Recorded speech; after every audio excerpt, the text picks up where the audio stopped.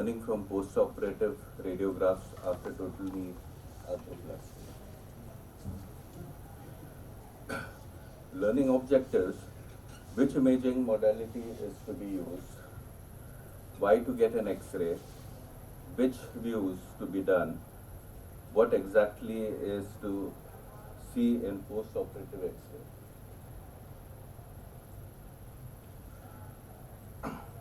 Used for assessment and templating: scanogram, weight-bearing AP, lateral view with 30 degrees of flexion, and skyline view.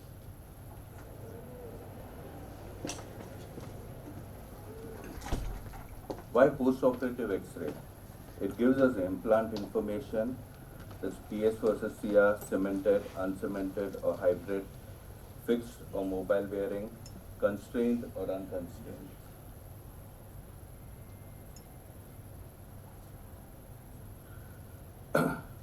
To identify the implant design: non-constrained CR knee,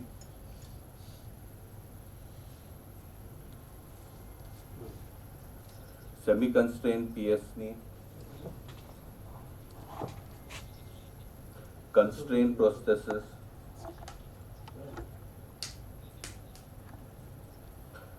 fixed or mobile bearing knee.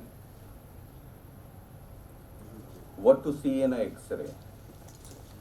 Scanogram,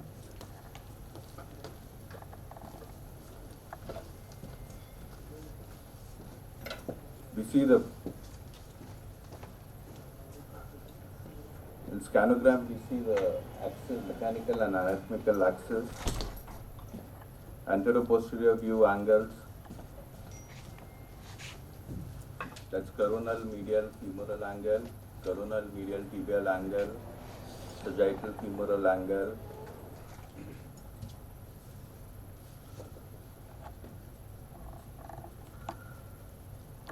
anteroposterior view femoral component.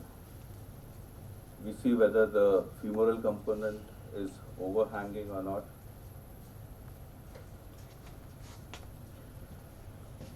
Recreated joint line,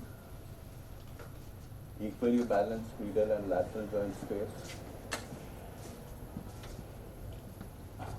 parallel to the mechanical axis and 5 degrees valgus related to anatomical axis.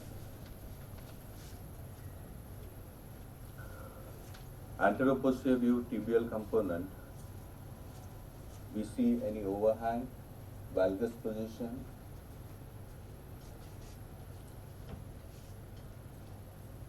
in the lateral view of femoral component, we see about the PSOCR, cemented, uncemented, anterior notching, with posterior condylar offset, neutral, flexed, extended, recreation of joint line, posterior osteophytes.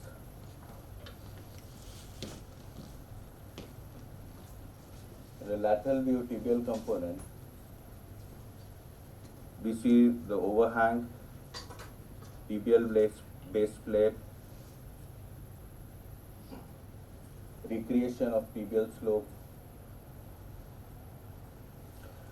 Lateral view parameters: the ideal position, if it's in extension, if in flexion, excessive anterior slope, excessive posterior slope.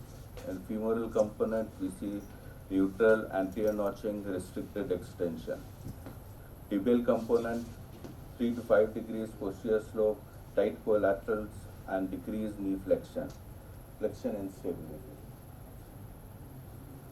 Issues to be addressed in subsequent follow-up: the fixation interference zone, score of less than 4 mm insignificant, 5 to 9 mm close watch, more than 10 mm predictive of failure. Aseptic loosening, more common on tibial sides. Osteolysis, patellofemoral instability, Patellar fracture, heterotopic ossification. Thank you.